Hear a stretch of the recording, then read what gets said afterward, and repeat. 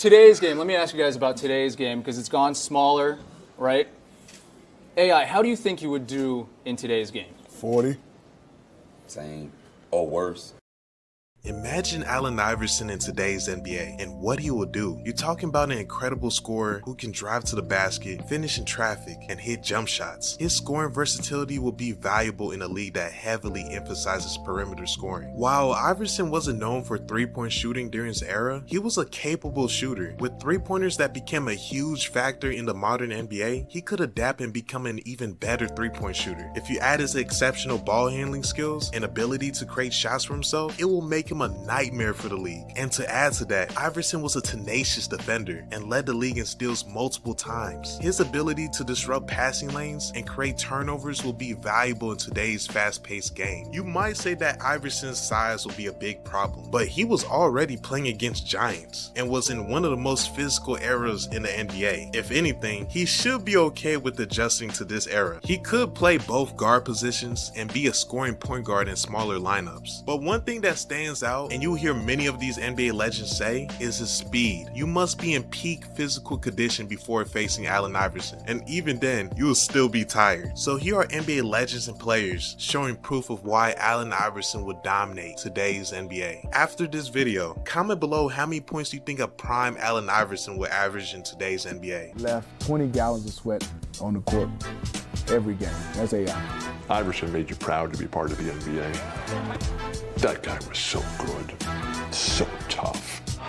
Iverson easily by Price for two. Allen Iverson talking to Charles Barkley. Couldn't nobody stop him. He could score anytime he wanted to, 40s, 50s, whatever he wanted to do. Allen Iverson, 4 straight with 40 or more. Allen Iverson with 50 for the night. I think Michael Jordan once. He shook him twice. Man, I'm not even gonna lie to you, Rage. I didn't match up with him, but I knew I was in situations in pick and roll where I switched out on him. And I'm not gonna lie, I was scared to death because I could play defense and all, but I knew I couldn't slide my feet with Allen Iverson because every night when you looked up at the SportsCenter highlights, he was crossing somebody, he was putting somebody in the mix. So all I knew was when I switched on him, I was gonna give him that Olay defense. I was gonna I'm gonna let him do his move, but I'm gonna let him go. And hopefully I can send him to the baseline because I was not trying to slide my feet with that guy. I didn't want to end up on nobody's SportsCenter highlights, period. From his time in the league. Watching him one night get carried out of club in D.C. So this is like a Tuesday night. D.C. popping. Woo! Good club. Allen Iverson. Wednesday, watching the Philly game, 48. Like, Jesus Christ. Like, you know how when you wish someone was a little taller, a little stronger? Out of all the players I ever seen, I wish Allen Iverson was 6'6". Oh, disgusting. 6'6". That'd be crazy. 6'6". It's Kobe Bryant. We will be arguing he's the best player that ever played. He's Kobe Bryant. 6'6" Allen Iverson is a Kobe Bryant. No. Still saying pound 6'6" for Allen pound, Iverson I'm is not a taking Kobe Bubba. Bryant. 100%. Allen Iverson was running through walls. Yeah. Like, if you're gonna put 60 on me, I will choose Kobe Bryant to put 60 on me before guarding a 60 from Allen Iverson. Crossover Jordan, which is, when he came in with this crossover, no one had seen this type of crossover in the game before. Take a look at the crossover. Mike said no. Allen said yes. The bucket. The crowd loves it. Am I going to try to get Allen Iverson back to what he did when he did the crossover? Iverson draws Jordan now. No, I mean, that was a great move. I'm never a type of guy that says, I can't get shown up. I just try to limit those opportunities. So I'm not going to try to make it a one-on-one thing between Allen Iverson and myself, because we never know if we have to play a one-on-one game. I think he can beat me on the perimeter, but I can take him in the post. But he's a heck of a player. He's a young talent, and I think he's going to continue to get better once he learns how to play the game on a much higher scale. I mean, right now he's doing a lot of physical ability. He's good. He's quick. That's a challenge for me to try to go out to someone of his stature that's so quick and small. But it's a challenge that I'll back away from. He may cross over on me again.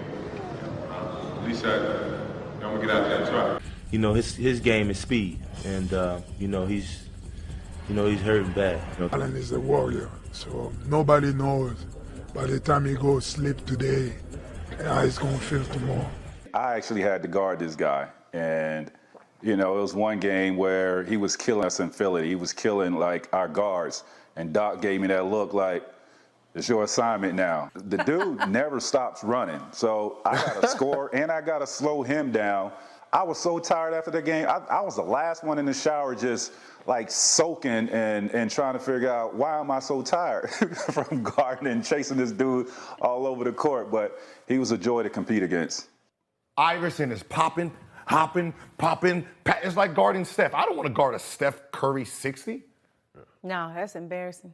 A Kobe 60, you're in spots. He's gonna put me in this pose. He's gonna put me at his elbow. Versus a 60 where you're guarding someone who is all over the place. It's more tiring. Allen was he was like that white boy player in high school that played balls hard, like sweating on you playing. But he was the talent. It was the talent. You know what I mean? He's playing 150 miles an hour the whole time. Today's game, let me ask you guys about today's game because it's gone smaller, right?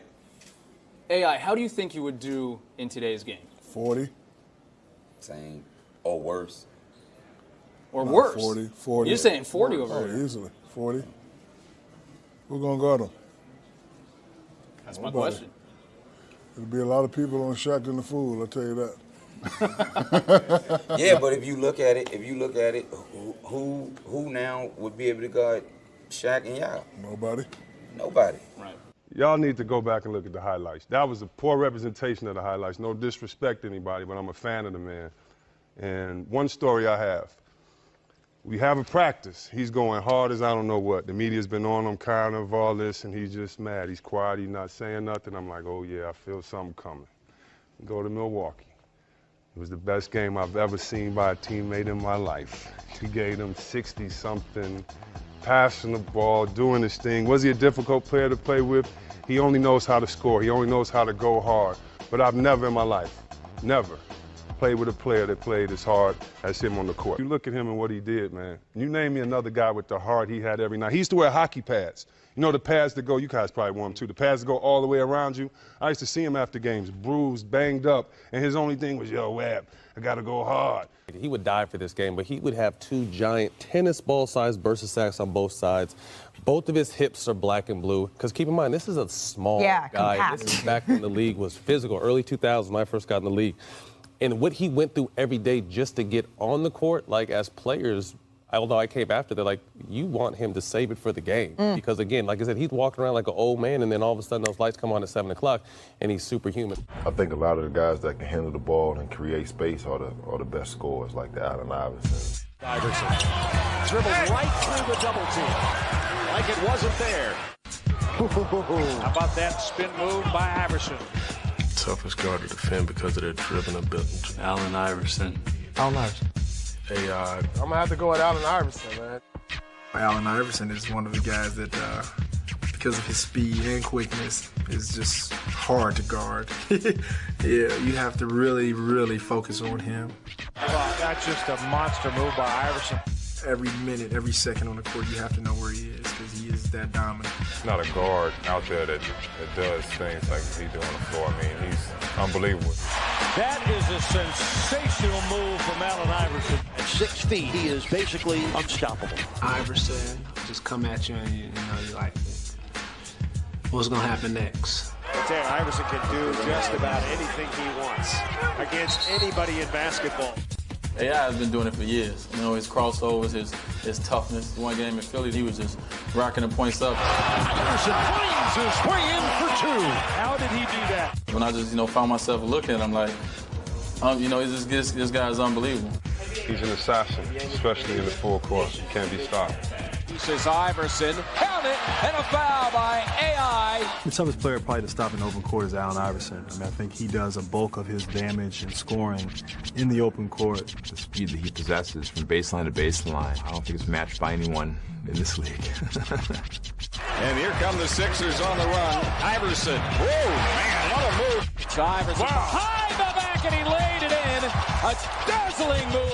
I think for a guy his size, he was the most intimidating player in the NBA. I mean, you think about a guy 6 foot, 160 pounds. He was intimidating because physically he had a level of speed that nobody had ever seen. You know about the killer crossover, but to see Webb's point, the athleticism and then the relentless attack mode that he was in. Because that was the thing that made him so tough, because some guys you would play against, and Rick, you know, they're going to take 16, 18 shots a game. You know, you're going to have an opportunity to defend them. Iverson would go out there and take 35, 40 shots. He was in attack mode the entire game, and that just put a tremendous amount of pressure on 5 guys defensively. It wasn't just the point guard. I just never seen anybody like him. He's just fearless. That's what I respect most about him. He brought it night in and night out. You talk about guys that had an attack mode like Jordan and Kobe, that they're always compared. He's on par with them in terms of his aggressive attack to the game. He meant everything to me. You know, I grew up in North Carolina and I loved Michael Jordan to death, but I think Allen Iverson had the biggest influence on the game of basketball than anybody. You know, I don't even think it's close, and a lot of kids and even guys in the NBA will tell you, you know, the sleeves that guys wear in their arms now, that's Allen Iverson. You know, some guys wear it as a fad now and stuff like that, but that's Allen Iverson.